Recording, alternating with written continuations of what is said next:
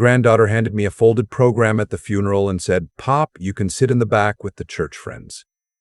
I'd driven 6 hours through the night to bury my own wife, and my granddaughter was telling me which pew was appropriate for a man like me. 3 weeks later, she called me crying, "Pop, the bank is foreclosing on the house. Did you wire the money like you said?" And I held that phone to my ear, looked out at the lake I just bought, and I said real quiet, "Now why would I have done that?" But before I tell you how I let my granddaughter lose the house she swore she earned all by herself, do me a favor and hit that subscribe button. Tap the like if you believe a man's dignity isn't something you put in the cheap seats, and drop a comment telling me where you're watching from and what time it is. I read every one of them, and it helps an old man feel less alone at night. Now let me take you back to that funeral home in Asheville, where I finally saw my family for who they really were. My name is Walter Boyd. I'm 68 years old, and for most of my life I drove a truck. Long haul mostly, 41 years of diesel and bad coffee and motel rooms that all smelled the same. I've got a bad hip from sitting too long and hands that shake a little now, and if you saw me at the Waffle House in my Carhartt jacket, you'd figure me for a retired nobody nursing a senior discount. That's fine. I prefer it that way. My wife Ruth and I raised one daughter, Carolyn. We did everything for that girl. Ruth worked the register at a grocery store for 26 years so Carolyn could have braces and a prom dress and a semester abroad. I missed birthdays and Christmases out on the road so we could put a down payment on a little brick house in a decent school district. Carolyn married a man named Greg who sold insurance and talked about himself a lot. And they had one daughter, my granddaughter, Madison. Madison was the light of my life once. I taught her to fish off a dock in Tennessee when she was 7. She fell asleep on my chest during thunderstorms. But somewhere around high school, my granddaughter changed. Or maybe she just became what her mother had quietly always been. She got into the influencer thing, the photos and the videos, the lifestyle. By the time she was 26, she had a following and a brand and a whole lot of opinions about what was tacky and what was, in her word, elevated. Ruth got sick 2 years ago. Pancreatic. It moved fast the way it does. And here's the thing nobody knew. Not Carolyn, not Greg, not Madison. While Ruth and I were nursing those medical bills, I had money. Real money. I'd spent 30 years buying small commercial buildings in towns along my routes. A laundromat here, a strip of storefronts there, a self-storage place outside Knoxville that printed cash every single month.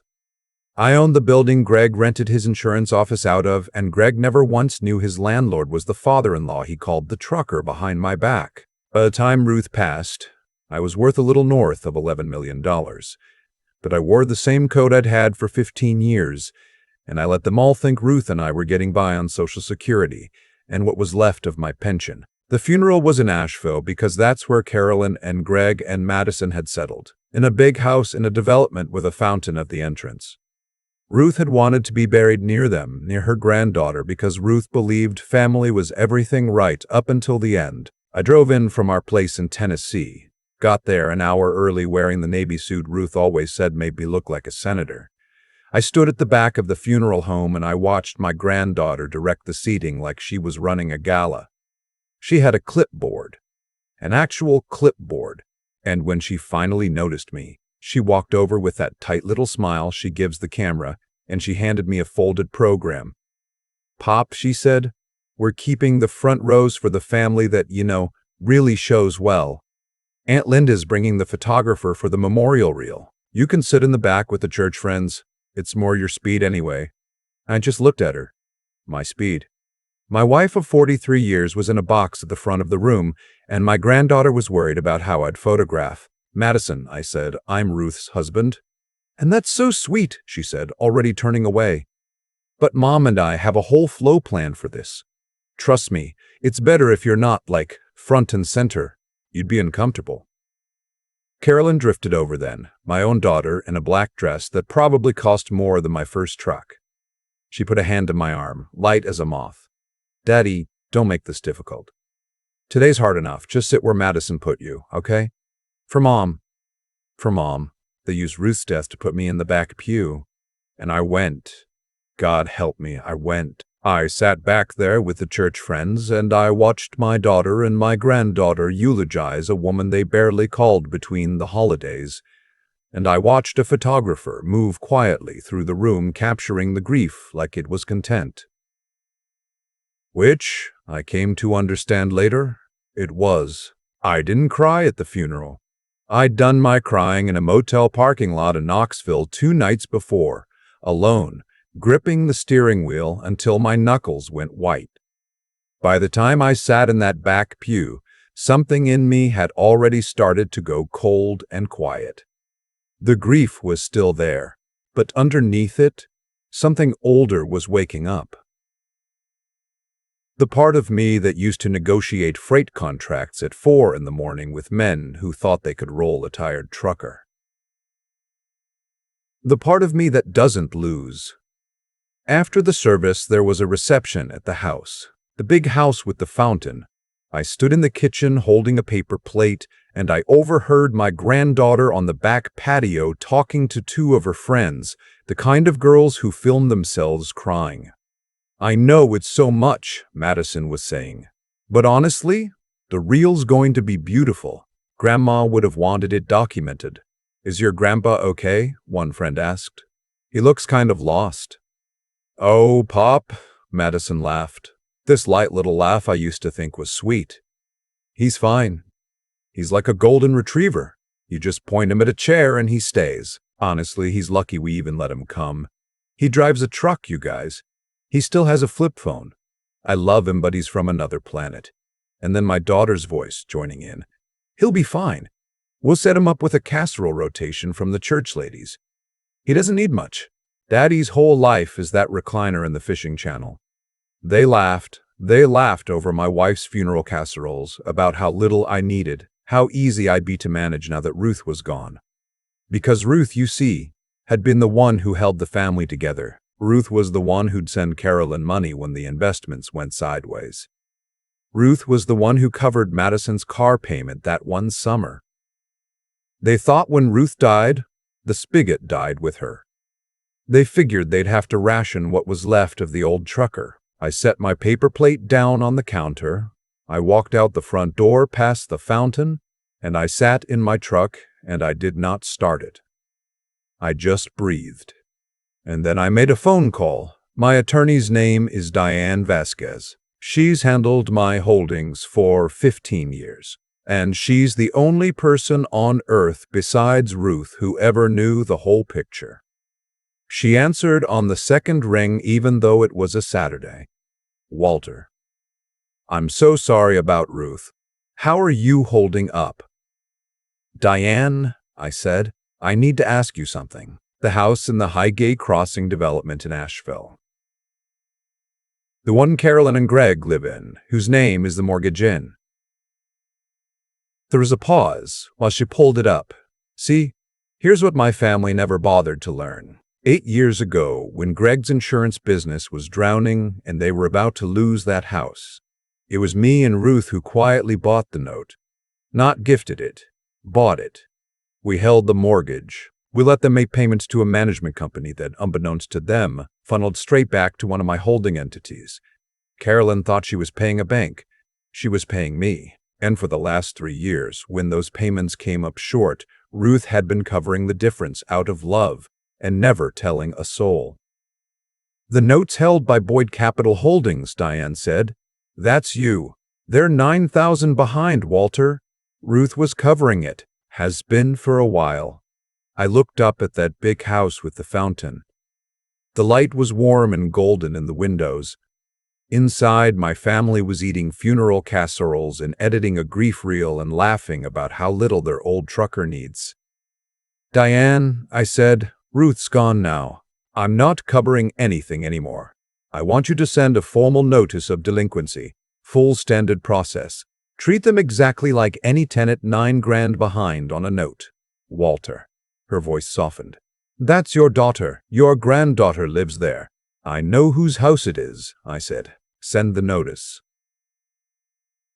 3 days after the funeral, I was back home in Tennessee sitting on my own porch with a cup of coffee when my granddaughter called. Not to ask how I was, not to check on the man who'd just lost his wife of 43 years. She called because it was the 2nd of the month. "Pop?" Madison said, breathless, skipping hello entirely. "Okay, weird thing. The mortgage company sent this scary letter like a delinquency notice. Mom's freaking out. Did Grandma have like an auto pay set up or something? Because it didn't go through this month and the letter says we're 9,000 behind, which is insane. That can't be right." I sipped my coffee. Let the silence sit a beat. 9,000, I said slowly. "That is a lot of money, sweetheart, right? So can you look into it? Like call the bank or whatever. You're the only one who'd know if Grandma had something set up. We're really stressed, Pop. We just buried Grandma. This is the last thing we need right now." There it was. We just buried Grandma. Used as leverage on me, the man they put in the back pew so I wouldn't ruin the photographs. "Tell you what," I said. "Let me look into it." "But Madison, while I've got you, I was hoping you could send me some photos from the service. I didn't get a good look at the flowers sitting in the back like I was. And that reel you all made of your grandmother. I'd dearly love to see it." The pause on the line was instant and telling. "Oh yeah, totally," she said in that fake sweet voice that made my skin crawl. "The reel's still in editing, the colorist is backed up, and we actually didn't take a lot of stills. It was more of a, present in the moment kind of thing. But I'll send you something soon. About the bank, though. Can you call them today? Like today." "I'll get on it," I said. "You're the best, Pop. Love you." And the line went dead. No goodbye worth the name. Just click. I set the phone down on the porch rail. My hand was steady. 40 years of pre-dawn freight deals will teach you to stay steady when the other side is lying to your face. Because she was lying, there was no colorist. I'd watched a photographer work that room for 2 hours. You don't hire a photographer for a present-in-the-moment funeral. I drove into town to the little diner where I get my breakfast, a place called Ray's where the coffee's strong and the waitress, a young woman named Kayla working her way through nursing school, always saves me the corner booth. I asked Kayla if she knew how to find someone on the internet, on the Instagram, if you weren't friends with them. She laughed kindly and said if their profile was public, anybody could see it. I told her my granddaughter's handle. Madison brands herself as a public figure. Of course, her profile was open to the world. Kayla pulled it up on her phone and turned it to face me, and my heart cracked open all over again. There it was. The reel, posted the day after the funeral. Soft piano music, slow-motion shots of white lilies, my daughter dabbing her eyes with a monogrammed handkerchief, my granddaughter looking solemnly out a window. Thousands of likes. Hundreds of comments. So strong. Such a beautiful tribute. Your grandma is so proud. And in the whole 3-minute reel, mourning a woman I loved for 43 years, I appeared exactly once. A blurry figure in the back of a pew, out of focus behind the church friends, cropped to the edge of the frame, like a stranger who'd wandered in. I scrolled the comments. And then I found the caption Madison had written. "Losing my grandmother taught me that family is everything and that I have to be the strong one now, building my legacy in her honor." Grief. Number legacy. Number strong women. Building her legacy. My wife scanned groceries for 26 years so this girl could call a grief reel her legacy. "You okay, Mr. Boyd?" Kayla asked. "You went pale." "I'm all right, Kayla," I said. I handed her phone back. I left her a $40 tip on an $11 breakfast because that girl works harder before noon than my granddaughter has in her whole life, and she'd never once made me feel like furniture. I went home and I sat with it. And here's the part I'm not proud of, but I'll tell you true, a piece of me still wanted to fix it. To wire the 9,000 to make the scary letter go away, to be the grandpa who shows up. A father's heart, a grandfather's heart is a stubborn, foolish thing. It keeps beating for people who'd crop you out of a funeral. So a week later, I drove the 6 hours back to Asheville, Told myself I was checking on the house, my asset. Truth is, I was looking for a reason to forgive them. I pulled up to that big house with the fountain in the late afternoon, and I had my key. I keep a key to every property I own. It's my right. I walked up to the front door and slid the key toward the lock, and it didn't fit. They'd changed the locks, put in one of those keypad deals with the glowing ring. They'd spent good money to lock out the very man who held their mortgage. And as I stood there with my useless key, I heard them through the front window, which they'd cracked open for the breeze. My granddaughter's voice, clear as a bell. So I told him to call the bank, Madison was saying, and a friend's voice laughed. He'll figure it out. He always does. He's like an ATM that runs on guilt. And then my daughter, my Carolyn. Just be patient with him, Maddie. He's lonely now. He'll throw money at us just to feel needed. Your grandmother trained him well. She laughed. 40 years of telling that man he mattered, and now we get the dividends. I stood on that porch in the town where my wife is buried, holding a key that didn't fit, and I felt the last warm thing in my chest go quiet and hard. It wasn't a snap, it was a settling, like concrete curing. The grandfather who wanted to be loved sat down inside me and didn't get back up, and in his place stood the man who closed deals. I put my useless key back in my pocket. I did not knock. I turned around, walked back to my truck, and I called Diane.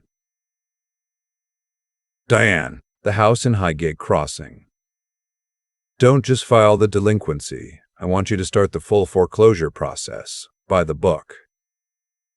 Walter, are you sure? And one more thing. I want you to put the property on the market. Quietly. There's a couple I know been looking in that development. The Hendersons, retired teachers, good people. Offer it to them at a fair price once the foreclosure clears. I want it sold.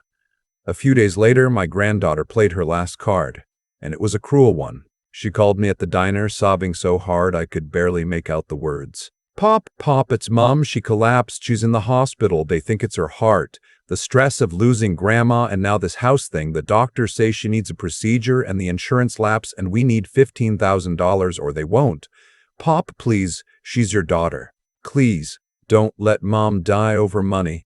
And for 1 second, one terrible second, the grandfather woke back up and reached for his checkbook.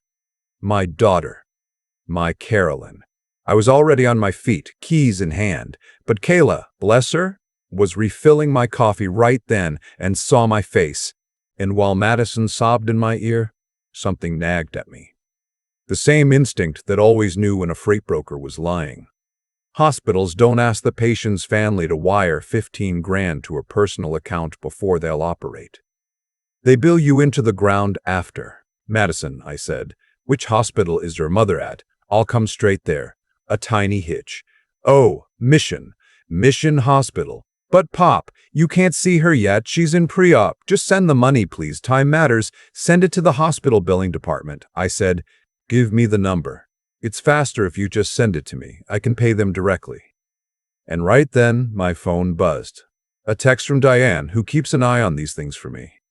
It was a screenshot. My daughter Carolyn, that very afternoon, posted to her own public page a photo of herself and Madison sipping wine on a rooftop bar in downtown Asheville, captioned, Self-care after a hard week. We survive because we're strong. The timestamp was 11 minutes old. I looked at that photo of my daughter supposedly dying on an operating table, drinking Pinot Grigio on a rooftop. And the fear in my chest didn't just fade. It turned to ice. You know what, sweetheart? I said, calm as a frozen pond. I'm at the bank right now. But here's my trouble. My money's all tied up in fixed assets, being a simple retired trucker and all. I don't have $15,000 just sitting and checking. A frustrated little sound. But you have savings, Pop? You have the house in Tennessee. I do, I said. Tell you what.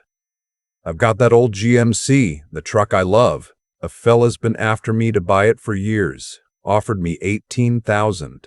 I'll sell it for your mother. The truck. Even she paused at that. You love that truck. I love your mother more, I said. And it tasted like ash, because it was true, and she was using it to gut me. But it'll take a couple weeks to transfer the title and get the cash. Can the doctors hold on a couple weeks, put her on a payment plan? I could hear her calculating. 2 weeks. That would carry them right up against the next mortgage cycle. And 18,000 was a lot more than 15. I think I can convince them to wait, she said, her voice suddenly stronger, the death rattle gone clean out of it. 2 weeks. Yes, I'll tell them the money's coming. You do that, I said. I'll send you exactly what you've earned. Thank you, Pop. Love you. Click, click. 20 miles away, I'd later learn, my daughter set down her phone on that rooftop bar and lifted her wine glass to my granddaughter. They'd bought themselves time, they thought. They high-fived. They ordered another bottle on a credit card, certain that the old trucker would never break a promise because the old trucker never had.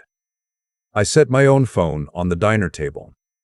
Kayla, I said, leave the pot. I'm going to be a while. And I called Diane and told her to move the foreclosure timeline up and to finalize the sale to the Hendersons. The retired teachers. People who'd actually pay their own way. 2 weeks went by and the promised money didn't come, because of course it never existed. What came instead was a thick, certified envelope slid through the mail slot of that big house with the fountain. Notice of foreclosure. Lender, Boyd Capital Holdings. My granddaughter, I'm told, read the lender's name 3 times before it meant anything to her. Boyd. She'd never once asked where Pop's money came from. She'd never asked what an old trucker did with 41 years of paychecks. She'd assumed he didn't have any, because he wore the same coat and drove the same truck and sat where he was told. My phone rang that evening. Madison screaming, Pop, what is this? The mortgage company is some Boyd Capital. Pop, that's your name. Pop, do you own our house? I was sitting on a brand new dock, on a brand new lake, behind a brand new little cabin I'd bought myself the week before. The water was going gold in the sunset. I had a beer in my hand that I'd paid for with my own money, and for the first time in months, my chest didn't hurt. I own a few houses, sweetheart, I said, and I held the note on that one for 8 years. Your grandmother and I bought it when your daddy's business went under and you all were about to be out on the street. She covered your shortfalls for 3 years out of love and never told a soul because that's who Ruth was. Did you know that? Silence. Then, small and frightened, the influencer gone clean out of her voice. Pop, you can't do this. We're family. Family, I said. I looked out at my lake.